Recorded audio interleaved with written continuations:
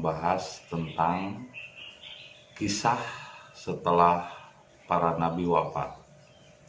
Kisah setelah para nabi wafat. Tapi sebelumnya, seperti biasa, yuk mari kita ngopi. Ngobrol perihal iman, ngobrol perihal Islam.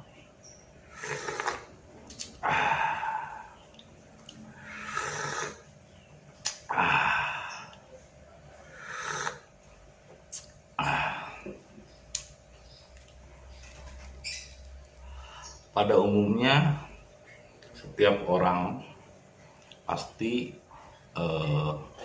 ingin dianggap sebagai pengikut setia atau istilahnya bersunah kepada Nabi. Ya baik Kristen ataupun Islam. Ya, pada intinya mereka adalah mencontoh para nabi. Nah, apalagi kita yang hidup di zaman sekarang ini sudah melalui masa yang sangat panjang, ratusan tahun lamanya, dari sejak nabinya wafat. Misalnya yang Kristen mengimani Nabi Isa udah berapa ratus tahun, bahkan ribuan tahun sejak Nabi Isa wafat. Kadang-kadang informasinya itu kesininya jadi ngeblur gitu, karena saking jenjang waktunya lama.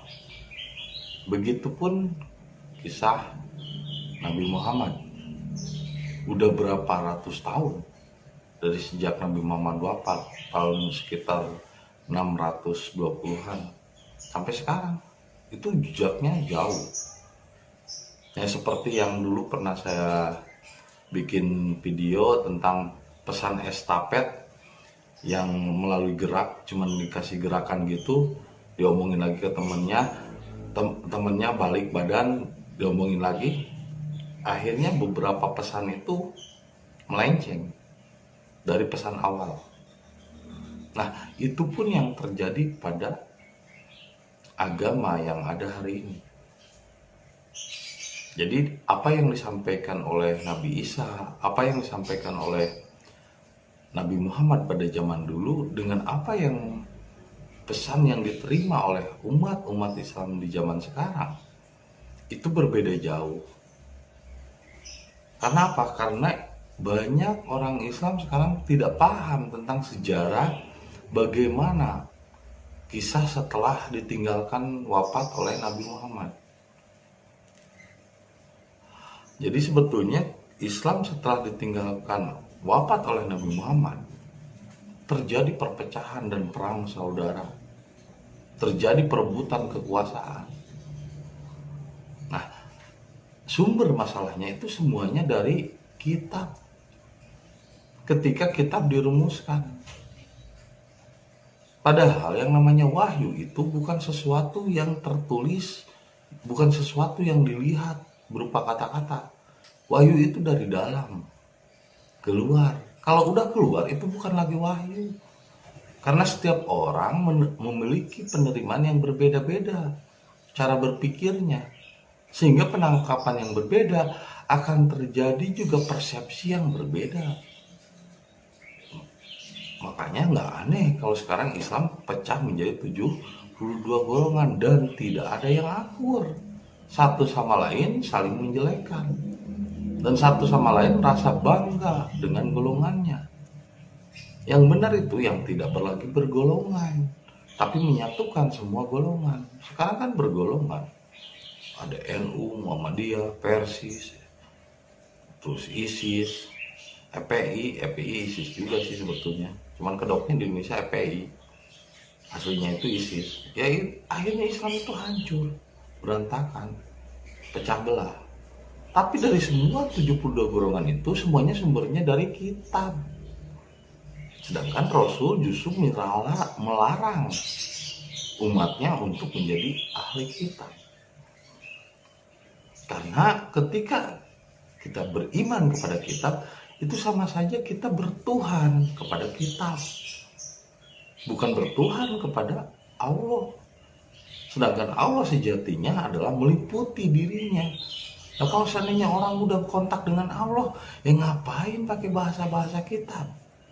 Nah, orang kitabnya itu sendiri udah ada di dalam dirinya. Nabi Muhammad, Al-Quran yang berjalan. Nabi Isa memang punya Injil, nggak punya. Baik Injil ataupun kitab Al-Quran dibuat setelah nabi-nabinya wafat. Dan tentu di dalamnya ada banyak kepentingan politik. Sehingga saya bisa menyimpulkan kitab itu adalah kepentingan politik yang mengatasnamakan Nabi dan Tuhan. Kalau saya perhatikan dulu, saya pernah di NI, apa sih setelah saya pelajari Alkitab Quran itu ternyata kepentingan politik untuk mendirikan khalifah, untuk mendirikan negara. Akhirnya waktu itu pun setelah Nabi Muhammad wafat, terjadilah perang saudara. Bahkan di antara sahabat, Abu Bakar itu yang tidak mau waktu itu untuk menyusun kitab. Karena tahu bahwa kalau menyusun kitab, justru Islam yang sesungguhnya hilang. Jadi sekarang orang banyak yang KTP-nya Islam tapi bukan Muslim. Kebanyakan adalah musyrik dan munafik. KTP-nya aja Islam, ngakunya aja Islam. Karena Islam bukan KTP, bukan pengakuan, bukan identitas. Islam itu adalah penyerahan diri kepada Allah. Nah, setelah para nabinya wafat, maka ajaran itu pun akhirnya melenceng dari kebenaran. Karena telah disalahgunakan untuk kepentingan politik. Jadi setelah Nabi Muhammad wafat, Islam juga dipakai untuk kepentingan-kepentingan politik. Sehingga Ali pun meninggal, dibunuh. Oleh siapa? Oleh Ibnu Muljam yang hafal Al-Quran dan hadis. Jadi harus diingat, orang yang hafal Al-Quran dan hadis belum tentu akhlaknya terjaga. Karena Nabi Muhammad tidak pernah menulis kitab. Nabi Muhammad tidak pernah menulis hadis. Kitab dan hadis dibuat setelah Nabi Muhammad wafat. Nah, bagaimana Anda tahu kebenaran Nabi Muhammad? Sedangkan Anda sendiri kan tidak menyaksikan. Sehingga ketika ada habib-habib yang cerita, oh dulu itu Nabi Muhammad begini begitu, memangnya dia menyaksikan gitu, melihat gitu pada zaman itu? Kan enggak, itu cuma dari kitab. Dan yang nulis kitab siapa? Kan manusia juga. Dan Anda juga tidak pernah tahu ketika pada abad sekitar 670, ketika Umayyah berkuasa dengan pemimpinnya Abu Sufyan, itu kitab Al-Quran itu pernah dirombak juga sama mereka. Dibuat dan diotak-atik untuk kepentingan politik. Masa di surat At-Taubah ayat 9 ayat 103 dikatakan wallahu ya'hudu shadaqatan an ibadihi wa yuqbalu taubatan an ibadihi wa ya'hudu shadaqah. Masa Allah akan menerima tobat seseorang itu ketika dia itu udah zakat? Itu kan pengampunan tobat. Dan itu adalah praktek Kristen. Nabi Muhammad tidak pernah mencontohkan itu. Orang kalau mau tobat itu harus bayar sodako. Itu kan pengampunan tobat. Masa pengampunan tobat bisa dibayar dengan uang, bro? Sampai ada pidyah lah, puasa harus bisa dibayar dengan uang. Itu kan teknik-teknik politik, bro. Untuk mengumpulkan dana, untuk mengumpulkan uang agar dia punya kepentingan, punya keuntungan. Akhirnya yang dibahas itu cuma kepentingan-kepentingan politik. Nggak ada ketuhanannya. Di mana letak ketuhanannya? Makanya ketika Abu Sufyan berkuasa setelah Nabi Muhammad meninggal, Abu Sufyan ini sangat benci terhadap Rasul dan sangat memusuhi Nabi Muhammad. Bahkan istrinya saja, Hindun, saking bencinya kepada Nabi Muhammad ketika perang Uhud. Nabi Muhammad mau dipanah dari atas bukit Uhud, tapi ternyata dihalangi oleh Hamzah. Akhirnya Nabi Muhammad tetap selamat walaupun giginya tanggal dan berdarah pas perang Uhud.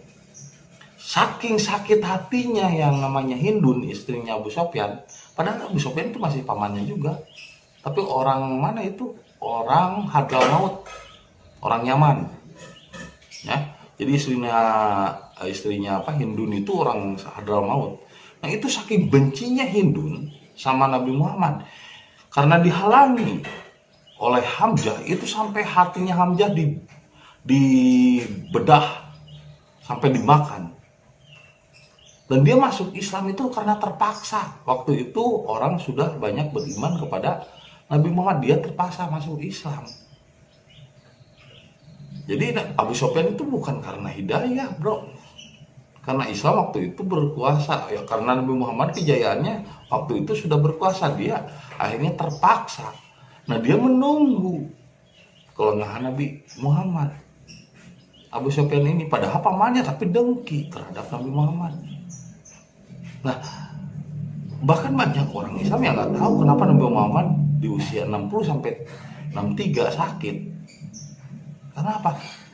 Sebetulnya itu kalau misalnya ada desas-desus sih diracun. Karena ada kepentingan politik. Sama seperti kisah Caligula diracun oleh Abu Sufyan. Karena apa? Dia ingin berkuasa. Dia ingin menjadi raja.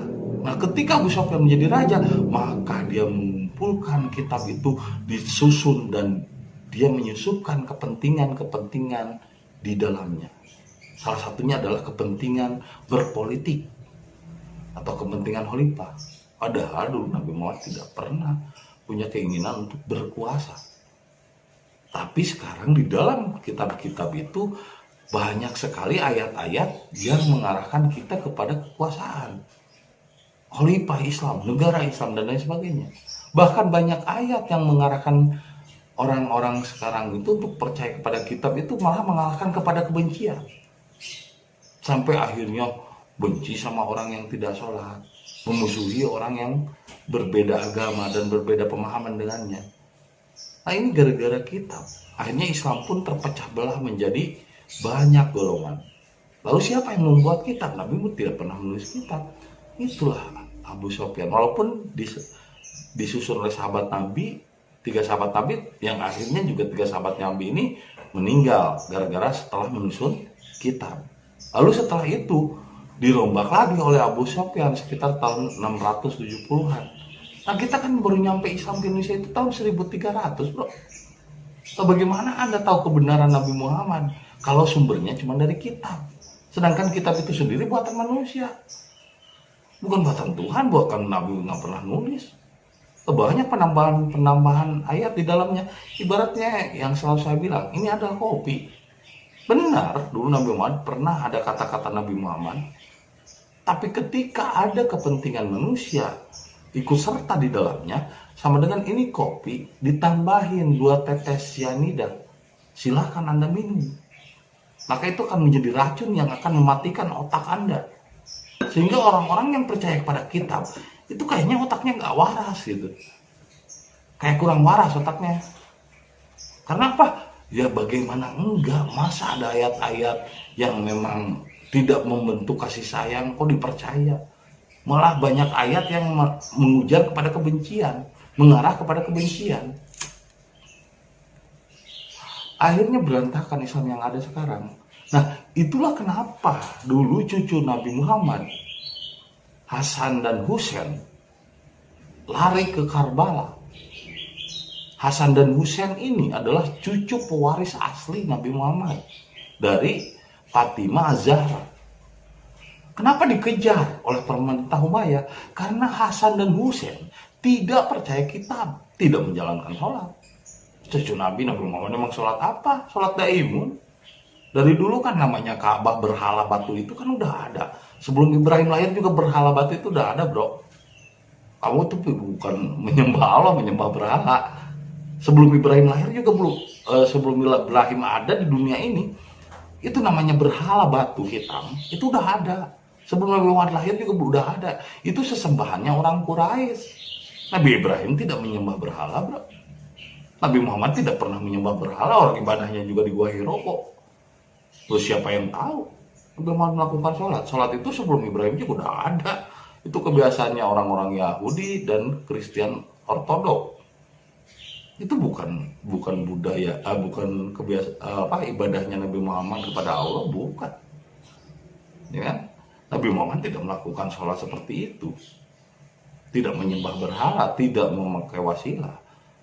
Nah, begitupun cucunya, ketika Abu Sufyan ini berkuasa dan kembali menyusun kitab untuk kepentingan politik, Hasan Hussein ini menolak untuk mengimaninya, tidak mau, karena Al-Quran yang sejati bukan yang ditulis, bukan yang dikata-kata, tapi yang ada di dalam diri. Akhirnya mereka kabur ke Karbala dan dikejar, akhirnya dibunuh sampai dipenggal. Hasan dan Hussein dibunuh, bro. Jadi yang tidak percaya kita pada zaman itu dibunuh. Jadi semua nabi dari zaman Musa, Nuh, Isa, Muhammad itu musuhnya ahli kitab. Jadi ahli kitab itu sebetulnya orang-orang yang sudah dirasuki setan. Dia menganggap bahwa kitab itu kata-kata Allah. Tuhan tidak berkata-kata, bro. Kalau Tuhan berkata-kata, jontor, ngomong mulu kata-kata Allah. Emang Allah ngomong? Nabi Muhammad juga nggak pernah berkata-kata. Lebih banyak berbuat. Dakwah dengan arkan, perbuatan, tidak dengan lisan. Jadi ketika Anda masih percaya kitab, ya itu Anda berarti bukan bertuhan kepada Allah, tapi bertuhan kepada kitab. Itu namanya ahli kitab. Sudah jelas dari jalan ayatnya juga. Lam yakunil ladina kafaru min ahli kitab. Ya ahlu kitab lima talbisul haq bil batili wa taktumuna wa antum ta'lamun. Kenapa engkau ahli kitab mencampur adukan yang hak dan batil? Mencampur adukan kopi dengan sianida. Yang akhirnya meracuni umat-umat Islam. Meracuni umat-umat yang mengaku Islam, KTP-nya Islam tapi bukan Muslim, kebanyakan munafik dan musyrik, masih menduakan Allah dengan kitab, masih memuja embib-embib. Padahal keturunan Nabi yang asli yaitu Hasan dan Hussein itu anti kitab dan anti sholat, nggak pernah sholat itu Hasan Hussein. nggak pernah yang namanya percaya kitab. Turun lagi ke Syekh Abdul Qadir juga, Syekh Abdul Qadir juga nggak baca kitab, nggak pakai kitab. Karena kitab sejati itu ada di dalam dirinya. Kalau kita masih percaya kitab yang ditulis, dikarang, dibuat, disusun oleh manusia setelah Nabi Muhammad wafat, itu kemusyrikan itu sendiri. Berarti Anda lebih percaya kitab daripada Tuhan yang ada dalam dirimu. Berarti wahyu itu bukan dari dalam, tapi itu mah wahyu dari luar. Ya wahyu dari luar mah apapun juga setan namanya, bro. Alladzi waswisu fi suduri nas minal jinnati wan nas, yang berbisik, berkata dari luar dirimu, yang didengar, yang dipahami oleh akal, itu setan, bukan wahyu. Jadi ayat setan adalah ayat yang dari luar dirimu. Kalau ayat Allah itu adalah yang menggetarkan hatimu dan kalbumu. Karena yang dari luar apapun itu setonia. Nah sekarang kalau misalnya jadi kita berarti jadi ayat setonia dong. Nah sedangkan cucu Nabi aja menolak untuk mengimani kitab karena tahu kitab itu disusun kembali dan dirombak kembali oleh Abu Sufyan dan pemerintahan Umayyah atas kepentingan politik. Jadi kalau Anda percaya kepada kitab sekarang, isinya sebetulnya kalau Anda pelajari itu kepentingan politik untuk mendirikan khalifah. Sehingga turunlah keturunan dari Abu Sufyan itu diberi gelar Habib. Jadi Habib itu adalah keturunan Abu Sufyan, walaupun Abu Sufyan adalah kerabat dari pamannya Nabi Muhammad. Sedangkan kalau turunan Nabi bukan Habib namanya, tapi Sayyid Hussein, Sayyid Hasan. Dan Sayyid Hussein itu punya keturunan lagi yang akhirnya kabur ke Indonesia. Karena apa? Diburu dan akan dibunuh karena mereka tidak percaya Tuhan, kitab.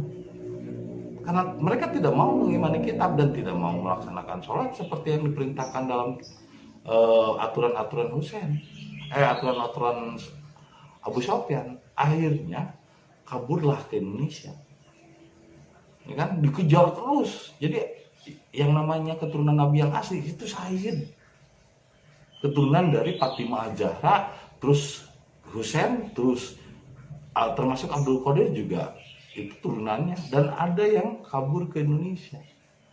Nah bahkan yang melegenda yang banyak dipahami oleh orang tahun 1440-an sekitar itu Syekh Siti Jenar itu adalah turunan asli dari Sayyid.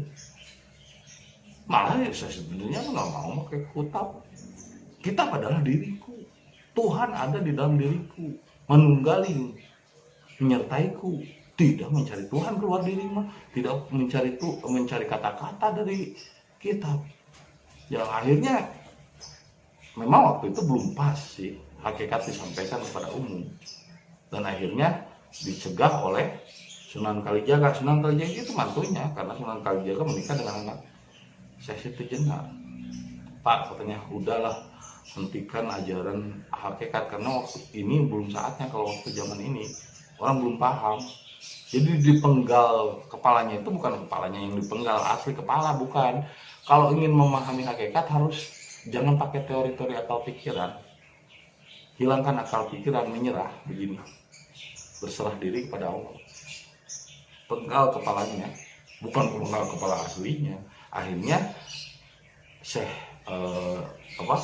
Siti Jenar pun menghilang, dan kan nggak ada yang tahu kemana dia perginya. Lalu dari keturunan Sayyid dari Iran ini datang ke Indonesia, itu banyak yang akhirnya menikah dengan keluarga Mataram. Nah, ketika setelah menikah dengan keluarga Mataram dan kerajaan Mataram, otomatis Mataram ini dulunya Islam.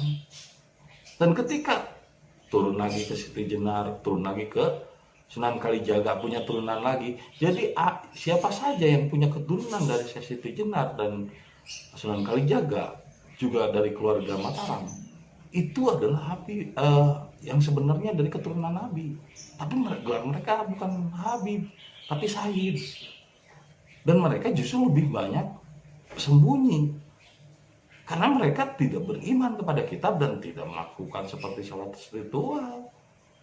Yang melakukan sholat ritual itu kan dikembalikan oleh Abu Sofyan dari ajaran-ajaran terdahulu, ajaran kuno, dibalikin lagi. Terus orang dia menyusun kitab, akhirnya orang berantakan percaya kepada kitab. Jadi ketika ada orang yang mengusung dan menyatakan Habib itu orang yang dari Hadramaut Yaman, itu turunan dari Hindun yang makan hati Hamzah, turunan dari Abu Sofyan yang punya kedengkian dalam hatinya. Makanya dakwahnya juga tidak bikin adem, malah bikin gelisah, bikin rumit, bikin panas otak.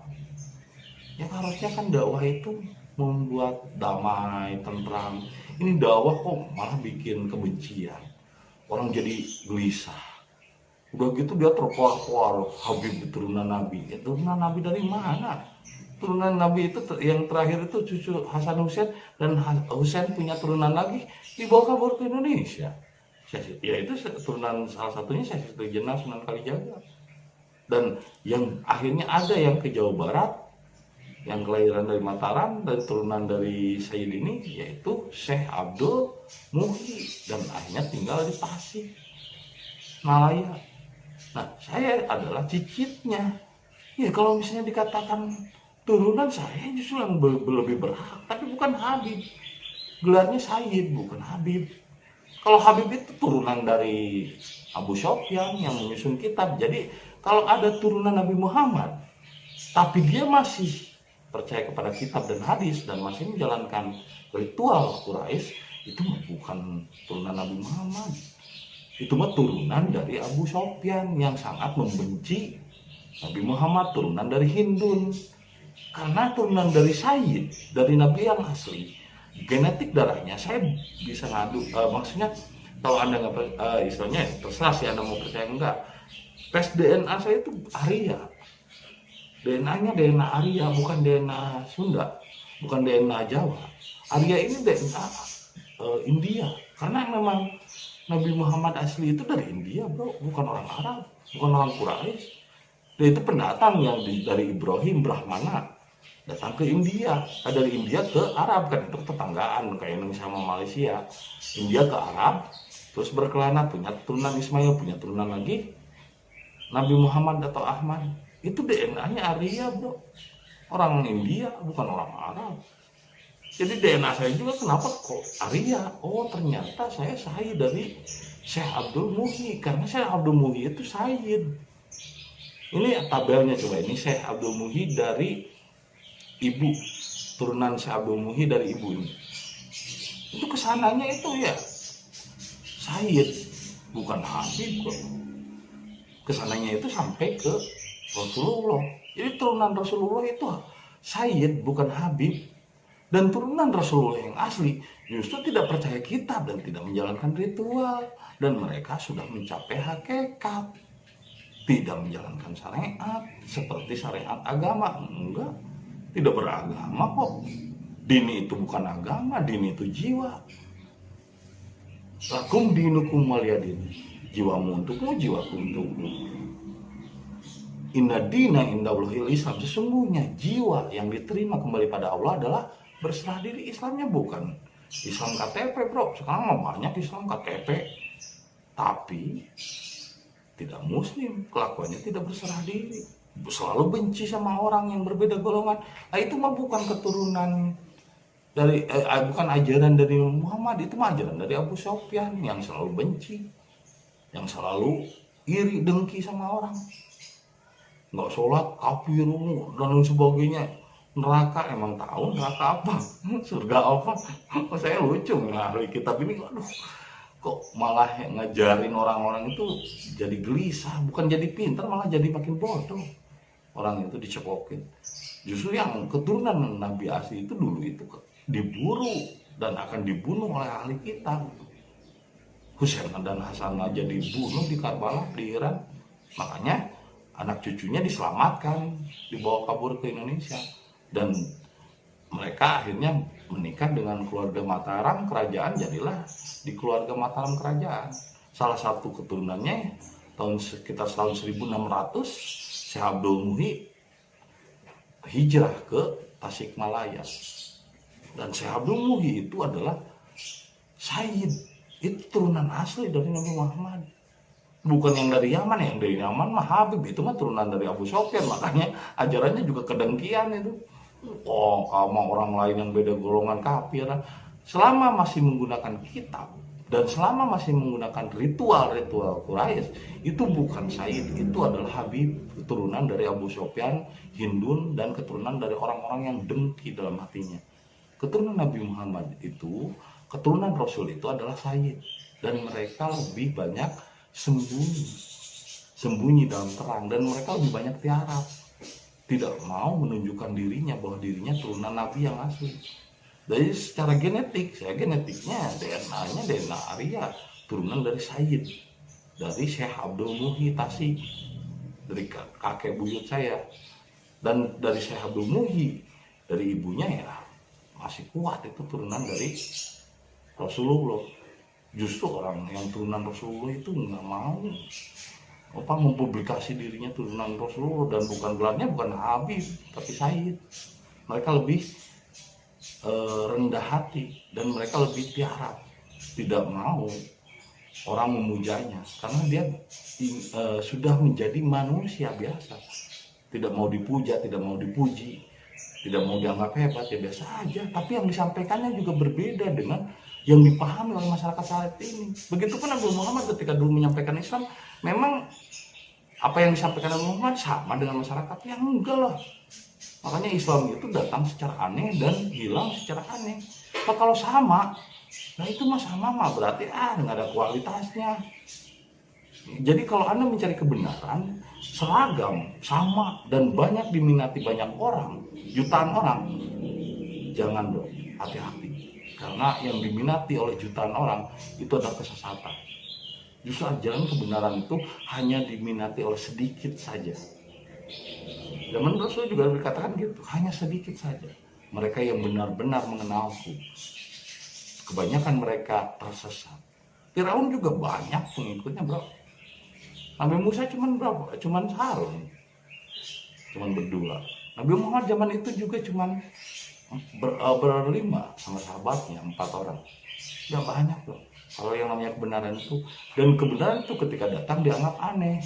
Kenapa? Orang-orang sekarang udah bengkok, udah tersesat, udah bengkok begini kayak tangan, kayak dorna gitu, udah bengkok. Jadi kalau dibenerin juga pasti sakit. Nah, jadi kebenaran yang saya sampaikan sebetulnya bukan pesan baru, ini pesan lama, pesan dari orisinal Nabi Muhammad. Asli dari origin, dari asal mula.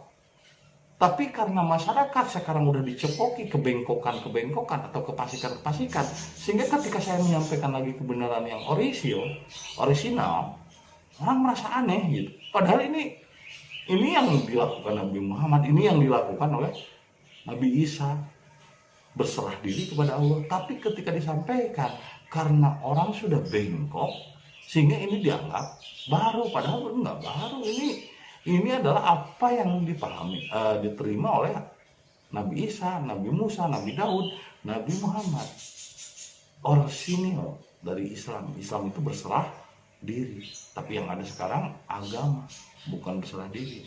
Jadi Tuhannya itu agama, kitab, dan ulama atau kiai atau ahli kitab atau habib. Jadi banyak sekarang orang KTP Islam tapi ternyata musyrik karena masih memuja kitab, memuja ulama, memuja alim ulama, bahkan mempertuhan agama, bukan mempertuhan Allah.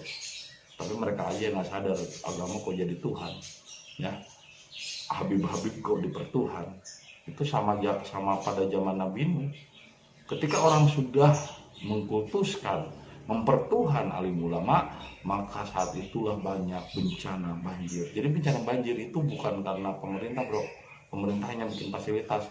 Bencana banjir yang ada di Indonesia dan bencana-bencana Indonesia karena terlalu banyak orang-orang musyrik yang masih mempertuhan habib, yang masih mempertuhan alim ulama. Sedangkan mereka adalah habib-habib palsu, bukan habib, itu mereka itu adalah para pengacau Islam yang justru akan menyesatkan Islam untuk menghafal kitab. Ngapain ngapalin kitab? Udah aja berserah diri itu nggak usah ngapalin lah, biar ringan. Jangan dibebani pikiran itu dengan banyak masalah. Tuhan menyuruh untuk ringan kok, untuk mudah, untuk simpel. Islam itu untuk sederhana kok, ini malah dibikin rumit. Aneh saya. Ya itu ajalah yang bisa saya sampaikan tentang kisah, bagaimana kisah kacaunya Islam setelah ditinggalkan Nabi wafat. Jadi hampir semua dalam kisah-kisah para nabi setelah nabinya wafat jadi kacau. Mereka kembali kepada kemusyrikan. Nah, ketika saya menyampaikan lagi untuk kembali ke origin, kembali ke fitrah, ya orang udah kadung tersesat, orang udah kadung belok, ya pasti mungkin butuh proses, butuh waktu untuk menyadari ini. Itu saja yang bisa saya sampaikan. Semoga bermanfaat dan menjadi inspirasi bagi kita semua. Terima kasih atas kesetiaannya menonton video saya. Dan jangan lupa kopi ketika otak perlu inspirasi.